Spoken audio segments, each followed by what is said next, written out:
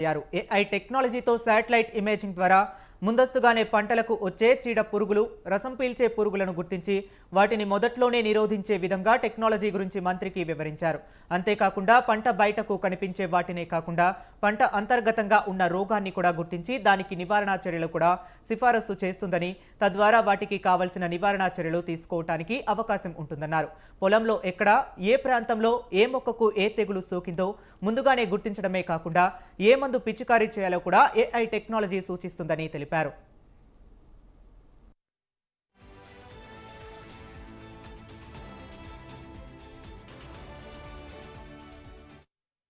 కుడివైపు పై భాగంలో కృషివాస్ తీవ్రమైన సమస్యని గుర్తించింది. ఆ ప్రాంతంలో నీటి కొరత గమనించబడింది. ఈ ఏఐ యాప్ ద్వారా మరిన్ని ప్రయోజనాలు ఉన్నాయని కృషివాస్ ప్రతినిధులు తెలిపారు. ముందస్తు సమాచారం, సమస్యను గుర్తించడం, సమస్య ఉన్న చోట స్ప్రే చేయడం, వాతావరణ హెచ్చరికలు, నేల, ఆకు, తేమ సమాచారం, ఆయిల్ ఫామ్లో ప్రతి చెట్టు గురించి రియల్ టైం సమాచారం ఇస్తుందని వివరించారు.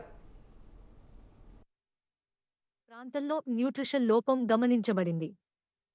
కృషివాస్ మరింత కీలకమైన ఇన్సైట్స్ ను అందిస్తుంది. చెట్ల సంఖ్య, క్యానోపీని గుర్తించడం, చెట్ల నంబరింగ్, గ్రిడ్ డిటెక్షన్ ద్వారా చేట్లు లేని ప్రాంతాలను గుర్తించడం, క్రాప్ హెల్త్ పర్యవేక్షణ ద్వారా సమస్యలను పొలం మరియు చెట్ల స్థాయిలో గుర్తించడం, సమస్యాత్మక ప్రాంతాలకు నావిగేట్ చేయడం. కృషివాస్ ఏఐ ముందస్తు హెచ్చరిక వ్యవస్థ ద్వారా సమస్యలను గుర్తించడం మరియు ఇతర విశ్లేషణ ఈ విధంగా సహాయపడతాయి.